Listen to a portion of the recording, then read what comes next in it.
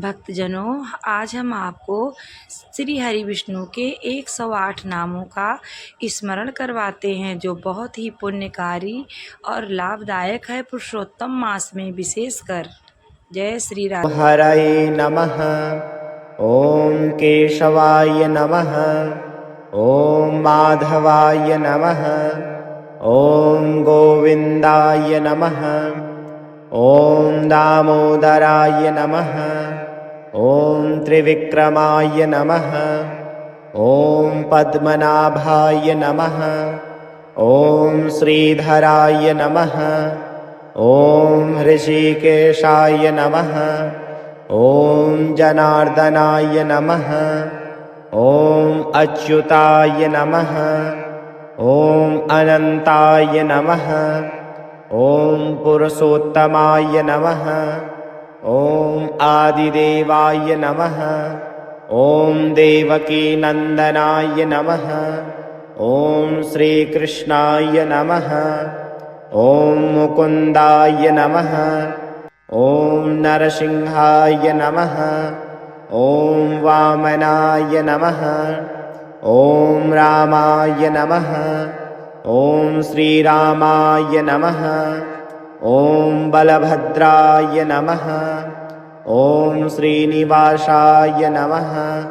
ओम जगन्नाथाय नमः। ओम गदाधराय नमः। ओम गरुड़ध्वजाय नमः। ओम चक्रपाणये नमः। ओम सारंगपाणये नमः। ओम पीतांबराय नमः। ओम वनमालिने नमः। ओम यज्ञपुरुषाय नमः। ओम यज्ञेश्वराय नमः।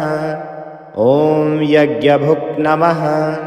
ओम यज्ञवाहनाय नमः। ओम विश्वंभराय नमः। ओम विश्वरूपाय नमः। ओम विश्वनाथाय नमः। ओम विश्वात्मने नमः।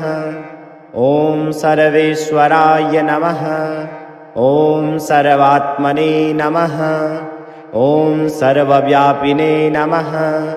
ओम सर्वज्ञाय नमः। ओम सर्वशक्तिमते नमः।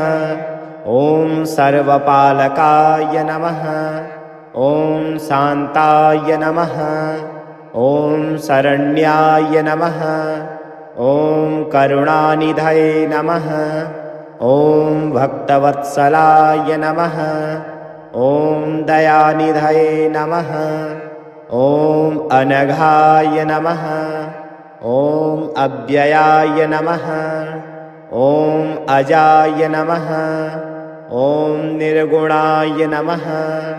ओम सगुणाय नमः। ओम निराकाराय नमः। ओम साकाराय नमः। ओम परमात्मने नमः। ओम परब्रह्मणे नमः। ओम पुरुषाय नमः। ओम महापुरुषाय नमः। ओम योगेश्वराय नमः। ओम योगात्मने नमः। ओम योगविदां पतये नमः। ओम योगमायाधराय नमः। ओम मायापतये नमः। ओम श्रीपतये नमः। ओम लक्ष्मीवल्लभाय नमः। ओम मधुसूदनाय नमः।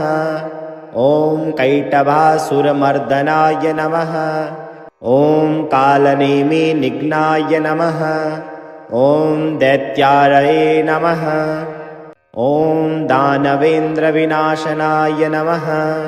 ओम गजेन्द्रमोक्षकाय नमः। ओम भूतभावनाय नमः। ओम भूतात्मने नमः। ओम भूतभव्यभवत्प्रभवे नमः। ओम सनातनाय नमः। ओम सत्याय नमः। ओम सत्यधर्मपरायणाय नमः। ओम धर्माध्यक्षाय नमः। ओम धर्मगुप्तये नमः। ओम धर्मकृते नमः। ॐ धर्मज्ञाय नमः। ॐ धर्मसेतवे नमः। ॐ धर्माधाराय नमः। ॐ धर्मात्मने नमः। ॐ शेषशायिने नमः। ॐ गरुडवाहनाय नमः। ॐ पद्मगर्भाय नमः। ॐ पद्माक्षाय नमः। ॐ पद्महस्ताय नमः। ॐ पद्मनिभाय नमः। ॐ श्रीनिधये नमः। ॐ हरिप्रियाय नमः। ॐ अच्युताय नमः। ॐ अनिरुद्धाय नमः। ॐ प्रद्युम्नाय नमः। ॐ सङ्कर्षणाय नमः। ॐ त्रिलोकेशाय नमः। ॐ लोकनाथाय नमः। ॐ जगद्गुरवे नमः। ॐ जगदपतये नमः। ॐ परमेश्वराय नमः। ॐ श्रीहरये नमः। ॐ विष्णवे नमः। ॐ लक्ष्मीपतये नमः। ॐ नारायणाय नमः। ॐ वासुदेवाय नमः। ॐ हरये नमः। ॐ केशवाय नमः। ॐ माधवाय नमः। ॐ गोविन्दाय नमः। ॐ दामोदराय नमः। ॐ त्रिविक्रमाय नमः। ॐ पद्मनाभाय नमः। ॐ श्रीधराय नमः। ॐ ऋषिकेशाय नमः। ॐ जनार्दनाय नमः। ॐ अच्युताय नमः। ॐ अनन्ताय नमः। ॐ पुरुषोत्तमाय नमः। ॐ आदिदेवाय नमः। ॐ देवकीनन्दनाय नमः। ॐ श्रीकृष्णाय नमः। ॐ मुकुन्दाय नमः। ॐ नरसिंहाय नमः। ॐ वामनाय नमः। ॐ रामाय नमः। ॐ श्रीरामाय नमः। ॐ बलभद्राय नमः। ॐ श्रीनिवासाय नमः। ॐ जगन्नाथाय नमः। ॐ गदाधराय नमः। ॐ गरुडध्वजाय नमः। ॐ चक्रपाणये नमः। ॐ सारङ्गपाणये नमः। ॐ पीताम्बराय नमः। ॐ वनमालिने नमः। ॐ यज्ञपुरुषाय नमः। ॐ यज्ञेश्वराय नमः। ॐ यज्ञभुक् नमः। ॐ यज्ञवाहनाय नमः। ॐ विश्वम्भराय नमः। ॐ विश्वरूपाय नमः। ॐ विश्वनाथाय नमः। ॐ विश्वात्मने नमः। ॐ सर्वेश्वराय नमः। ॐ सर्वात्मने नमः।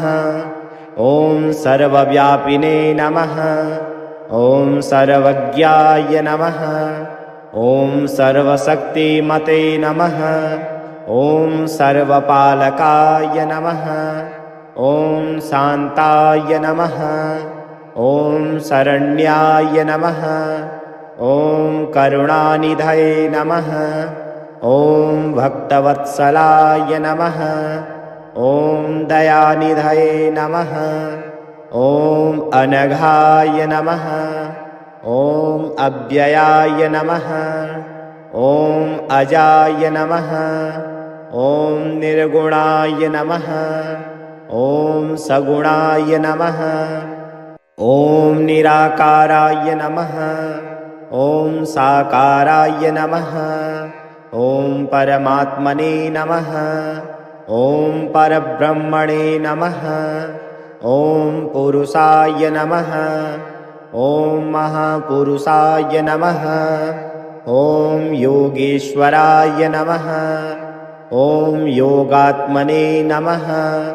ॐ योगविदां पतये नमः। ॐ योगमायाधराय नमः। ॐ मायापतये नमः। ॐ श्रीपतये नमः। ॐ लक्ष्मीवल्लभाय नमः। ॐ मधुसूदनाय नमः। ॐ कैटभासुरमर्दनाय नमः। ॐ कालनेमिनिघ्नाय नमः। ॐ दैत्यारये नमः।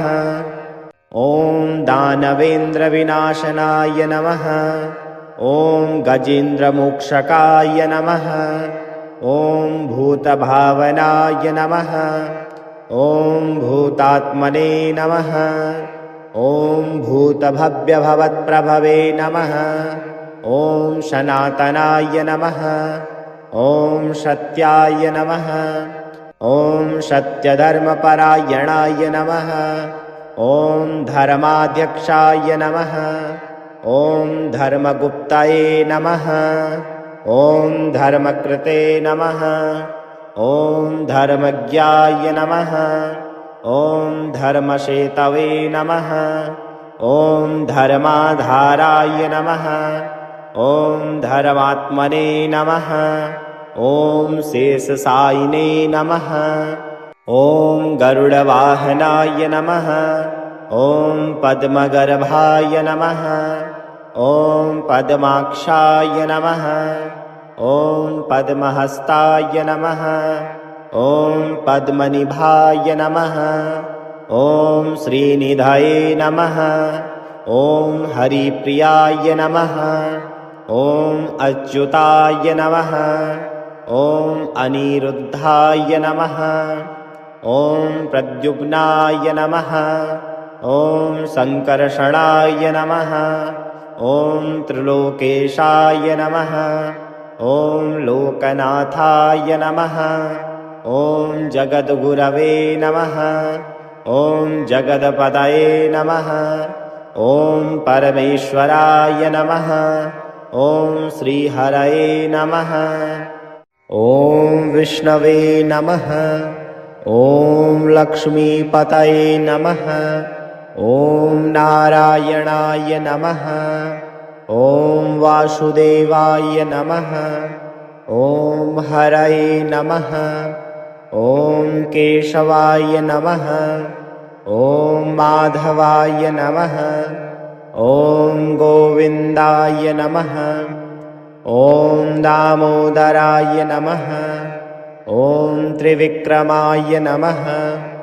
ॐ पद्मनाभाय नमः। ॐ श्रीधराय नमः। ॐ ऋषिकेशाय नमः। ॐ जनार्दनाय नमः। ॐ अच्युताय नमः।